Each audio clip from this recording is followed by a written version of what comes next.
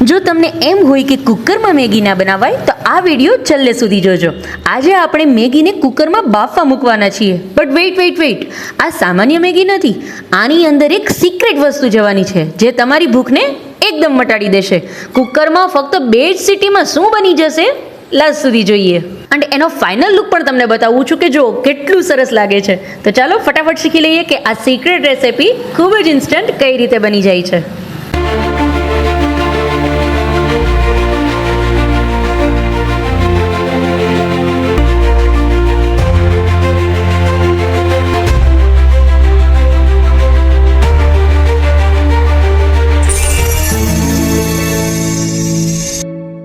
Hello everyone, માધેવર to all. તમારું સ્વાગત છે મારી ચેનલ ગુજરાતી ઝાયકા હબમાં.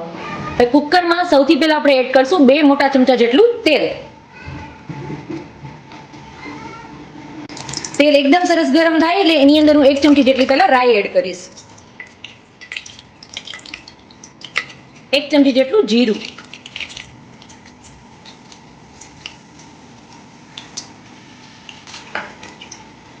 રાઈ ને જીરું મારા એકદમ સરસ તતરાઈ જાય એટલે એની અંદર હું 8 થી 10 કડી જેટલી લસણની વાટીને મેં રાખેલી છે એને એડ કરીશ. એની સાથે 2 મીડિયમ સાઈઝની ડુંગળીને આ રીતે ચોપ કરીને લીધેલી છે, લાંબી એને એડ કરશું. 1 મીડિયમ સાઈઝનું ટમેટું,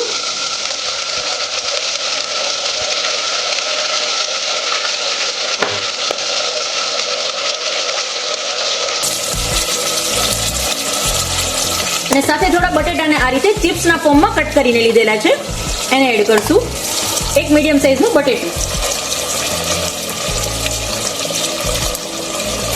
અને મારા વેજીટેબલ્સને એકદમ સરસ પહેલા મિક્સ કરી લઈશ.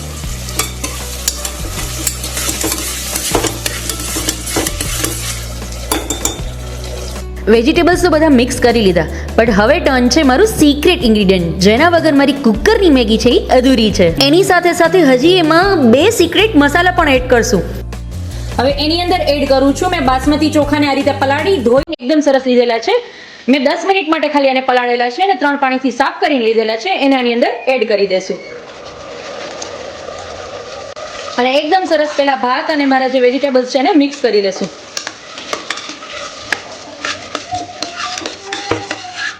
હવે એની અંદર આપણે પાણી એડ કરશું. હવે પાણીનું પ્રમાણ છે ને ખાસ ટિપ્સ છે કેટલું એડ કરવાનું કે જેનાથી તમારા ભાત છે એ એકદમ સરસ છૂટા થાય. પાણી જે તમે ભાત જેટલા લ્યો છો ને 3 મુઠ્ઠી જેટલા મેં ભાત લીધેલા છે તો એમાં અત્યારે હું 1.5 ગ્લાસ જેટલું પાણી એડ કરું છું જેનાથી તમારા ભાત છે ને એકદમ સરસ છૂટા થશે.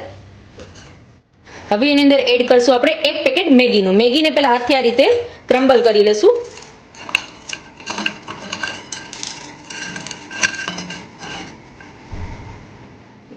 ક્રમ્બલ કરીને મેગી લીધેલી છે એને એડ કરી દેશું.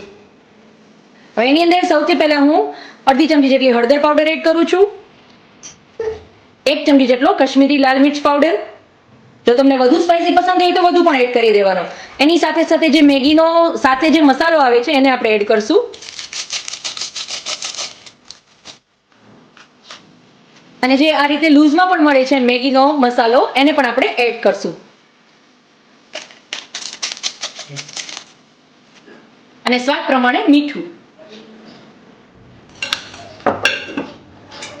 એકદમ સરસ પહેલા બધું મિક્સ કરી લેશું આપણે. હવે આનું ઢાંકણ ઢાંકી અને આપણે 1 વિસલ છે હાઈ ફ્લેમ પર વગાડશું અને હાઈ ફ્લેમ પર 1 વિસલ થઈ જાય પછી આને હું ઓછામાં ઓછી 10 મિનિટ સુધી સ્લો ફ્લેમ પર સેટ થવા દઈશ. પછી વિસલ 10 મિનિટમાં વાગે કે ન વાગે પણ 10 મિનિટ સુધી સ્લો ફ્લેમ પર સાવ સ્લો ફ્લેમ પર એને આપણે કૂક થવા દેશું. બટ એ પહેલા 1 વિસલ છે હાઈ ફ્લેમ પર જરૂર વગાડવી. આપણે ચેક કરી લઈએ 10 મિનિટ પછી એકદમ સરસ ભાત આપણા કેવા થઈ ગયા છે. જુઓ તમે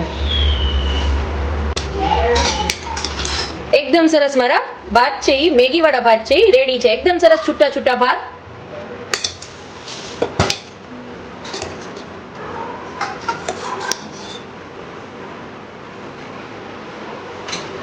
તો ગરમા ગરમ આપણે એને સર્વ કરશું.